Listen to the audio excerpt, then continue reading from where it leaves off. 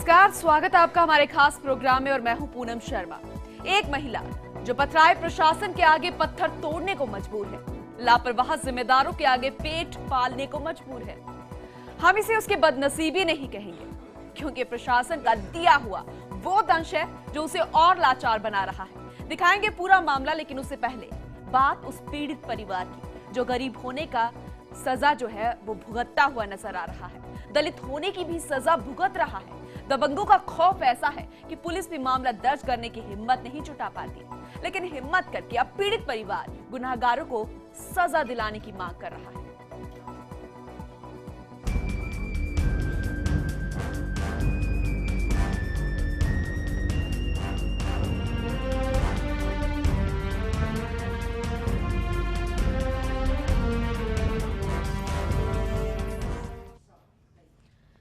प्रदेश के भरतपुर में दबंगों के दबंगई ने बेरोजगार और गरीब दलितों का जीना मुश्किल कर रखा है। यहाँ दबंग अब गरीबों के घरों पर अपना कब्जा करने की फिराक में है। यहाँ तक कि महिलाओं और बेटियों की इज्जत भी सुरक्षित नहीं है। और जब दबंगों के दबंगई के मामले की शिकायत पीड़ित पक्ष पुलिस थाने में और महिला थाने में करता है तो गुनाहगारों को सजा दिलाने की मांग की जाती है, तो दबंगों के खिलाफ पुलिस भी मामला दर्ज करने की हिम्मत नहीं जुटा पाती। चलिए आपको पूरी रिपोर्ट ही दिखाते हैं। मेरा शादी में सुनो नहीं 7 दिन में 7 दिन में कार्रवाई नहीं हो तो मेरा नंबर रखो। राज्य महिला आयोग की अध्यक्ष सुमन शर्मा को अपनी दर्द भरी दास्तां सुनाती ये महिला प्रदेश के भरतपुर की रहने वाली है। जगह जगह न्याय की गुहार लगाने के बाद जब कोई आश्वासन नहीं मिला तो अब यहाँ अपनी नाबालिग बेटी के साथ फरियाद ले पहुंची। पूरे मामले पर राज्य महिला आयोग के अध्यक्ष सुमन शर्मा ने क्या कुछ कहा वो भी सुनाएंगे, लेकिन उससे पहले पूरा मामला समझाते हैं।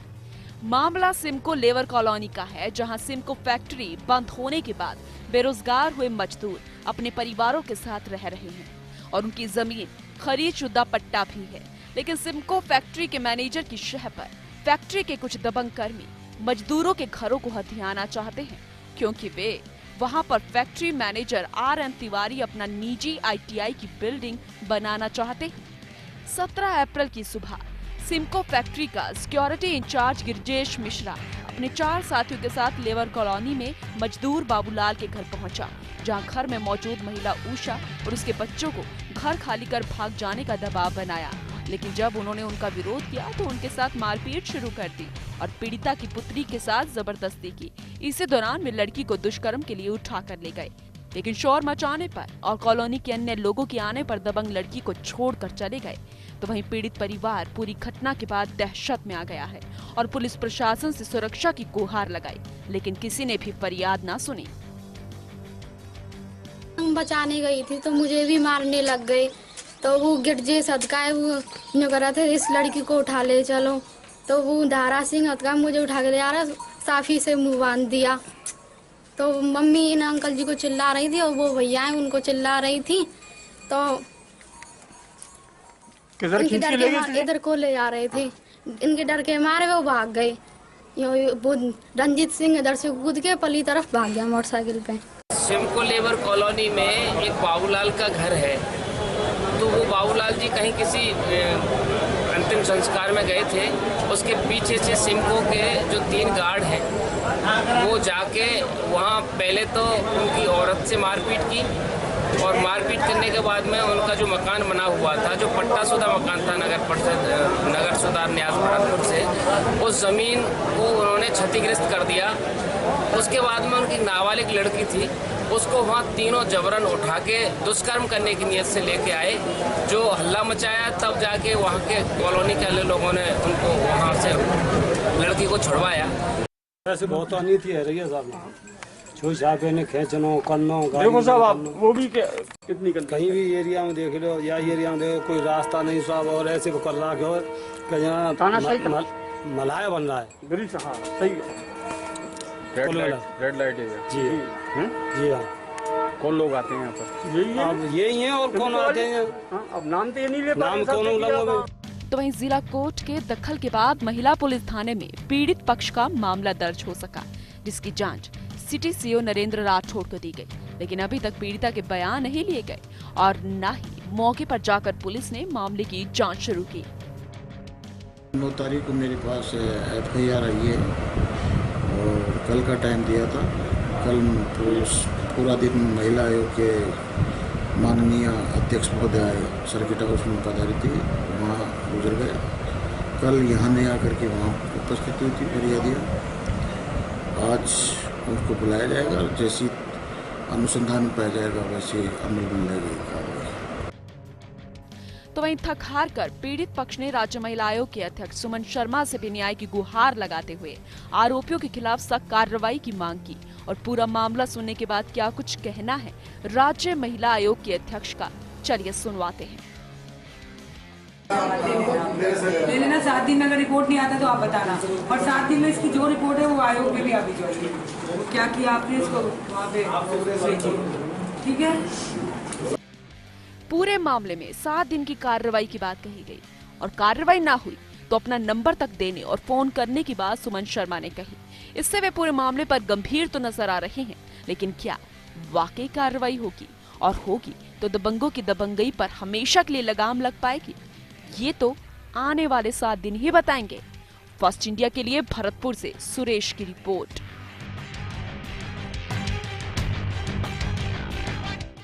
भरतपुर से हमारे साथ हमारे संवाददाता सुरेश भी जुड़ गए हैं, उनसे और ज्यादा जानकारी ले लेते हैं। सुरेश, ये जो पूरा परिवार है वो अब दहशत में नजर आ रहा है। सुमन शर्मा ने उन्हें यहाँ पर 7 दिन में कार्रवाई करने की बात कही है, क्या इस आश्वासन के बाद वो संतुष्ट नजर आ रहे हैं? देखिए पूनम, सबसे पहले जो महत्वपूर्ण विषय है वो यह है कि दबंगों की दबंगई का आलम यह है कि जो पीड़ित पक्ष हैं उनके घरों को भी उजाड़ने की कोशिश की जा रही है, तो वहीं उनकी जो बहन बेटियां हैं वो भी सुरक्षित नहीं है, उनकी इज्जत भी दांव पर लगी हुई है, क्योंकि आए दिन वहाँ गलत हरकत से उनके गुंडे जाते हैं और कई बार अपहरण करने की भी कोशिश की जाती है।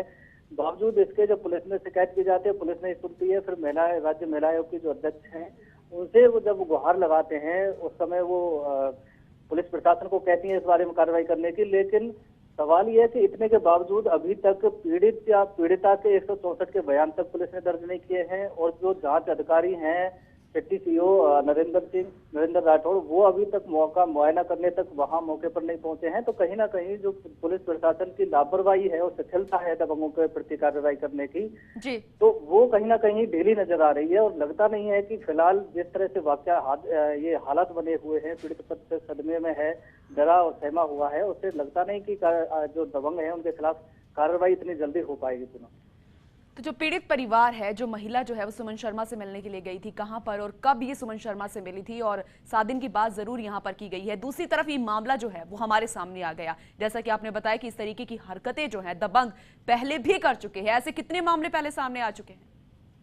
देखिए पूनम, जब ये कॉलोनी का ये पहला मामला नहीं है। जब हम कॉलोनी में गए वहाँ पे जो वो लोग वहाँ रह रहे हैं। चलिए सुरेश, इस बात का जवाब मैं आपसे लूंगी। खुद पीड़ित महिला हमारे साथ जुड़ गई है, उषा जी, उनसे बातचीत करते हैं। उषा जी, स्वागत है आपका फर्स्ट इंडिया में। क्या कुछ कहना चाहेंगी आप?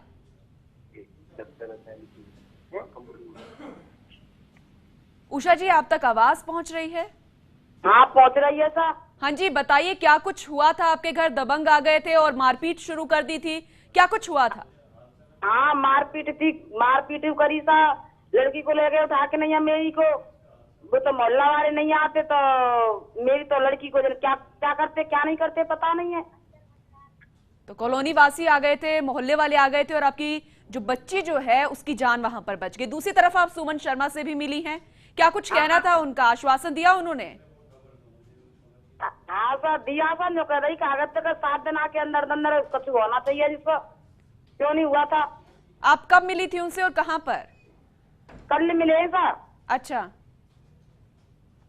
तो इससे पहले आप पुलिस थाने भी गई थी, वहां पर क्या कुछ कहा पुलिस वालों ने? पुलिस वाले ने सर कही है हमारी रिपोर्ट नहीं ली, उधमनगर थाने में तो रिपोर्ट नहीं ली सर हमारी, और फिर हमने हाईकोर्ट से करो, कोर्ट से करो हमने। चलिए, हम भी कोशिश करेंगे सुमन शर्मा से बातचीत करने के लिए और आपकी आवाज जो है वो प्रशासन तक पहुंचाने के लिए। बहुत बहुत शुक्रिया उषा जी हमसे बातचीत करने के लिए। सुरेश भी हमारे साथ जुड़े हुए हैं, हमारे संवाददाता अब उनकी तरफ रुख करते हैं। सुरेश, मैंने आपसे सवाल किया था कि कई ऐसे मामले पहले भी सामने आए होंगे, आपने भी सुना उषा का क्या कुछ कहना था। सुमन शर्मा ने यहां पर आश्वासन दिया है, उसके बाद वो थोड़ी संतुष्ट यहां पर नजर आ रही है, लेकिन दहशत में अभी भी हैं, क्योंकि जैसा कि आपने भी बताया कि ऐसे मामले पहले भी सामने आ चुके हैं और इससे भी इनकार नहीं किया जा सकता कि अब कुछ ऐसा नहीं होगा। देखिए पूनम, सबसे पहले तो समझने वाली चीज ये है कि ये जो लेबर कॉलोनी है उसमें वो लोग रह रहे हैं जो सिमको फैक्ट्री में कभी काम किया करते थे, मजदूरी किया करते मजदूर थे, लेकिन 2000 में फैक्ट्री जब बंद हुई तो उसके बाद ये बेरोजगार हो गए और उसके बाद फिर ये रोजाना की मजदूरी करके अपने बाल बच्चों को पालते हैं और वहाँ रहते हैं। जिस कॉलोनी में ये रहते हैं वहाँ इन्होंने जमीन भी इनके नाम सरकार ने पट्टा करा दी है और खातेदारी उनकी हो गई है, जमीन उनकी है, मकान उन्होंने बनाया है, आर्थिक हालत खराब है, रोजाना 2 वक्त की रोटी कमाते हैं। चलिए सुरेश, मैं आपको यहाँ पर रोकना चाहूंगी। खुद राज्य महिला आयोग की अध्यक्ष जो हैं सुमन शर्मा जी, वो हमारे साथ जुड़ गई हैं। सुमन जी, स्वागत है आपका फर्स्ट इंडिया में। सुनाई नहीं देता। सुमन जी, आप तक अब आवाज आ रही है?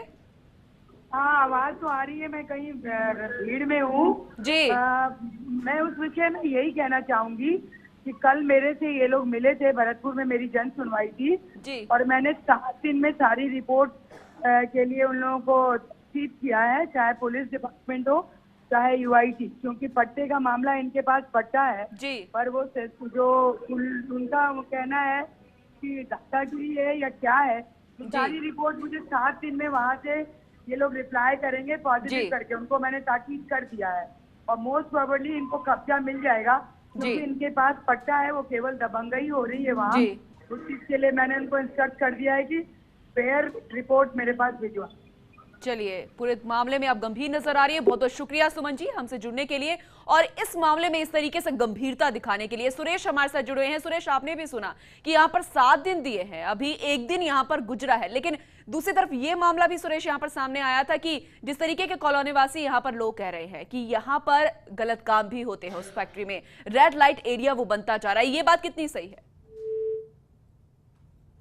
चलिए, सुरेश से हमारा संपर्क फिलहाल टूट गया है, उनसे एक बार फिर से जुड़ने की कोशिश करेंगे, लेकिन एक बार फिर से तस्वीरें हम आपको दिखा देते हैं। उन पीड़ित परिवार की तस्वीरें जरा आप देखिए, किस तरीके से यहाँ पर सिमको लेवर फैक्ट्री के जो दबंग मजदूर कर्मी हैं वो इस तरीके से अपनी दबंगई करते हुए नजर आते हैं। अमन विहार वार्ड नंबर 45 में ये फैक्ट्री है और उसके पास में ही जो बेरोजगार मजदूर है वो अपने घर में रहते हैं, लेकिन दबंगों के डर के साए में जीने को मजबूर है। और इस पूरे मामले पर यहां पर जो पीड़ित परिवार था वो राज्य महिला आयोग के अध्यक्ष से भी मिला। 7 दिन की कार्रवाई की बात यहां पर की गई है, लेकिन यहां पर जिस तरीके से पीड़ित परिवार अब भी डर के साए में जीने को मजबूर है, क्योंकि लगातार इस तरीके के मामले यहां पर सामने आ रहे हैं, अब भी उनको इस तरीके की बातें सुनने को मिल रही है कि यहां पर उनको घर से बाहर निकाला जाएगा।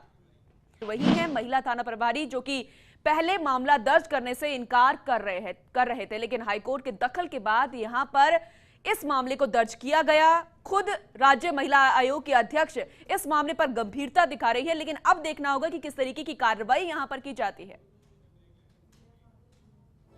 चलिए, फिलहाल वक्त एक छोटे से ब्रेक का हो गया, लेकिन जल्द लौटेंगे और आपको दिखाएंगे किस तरीके से एक महिला जो है वो पथराए प्रशासन के आगे पत्थर तोड़ने को मजबूर है। एक छोटे से ब्रेक के बाद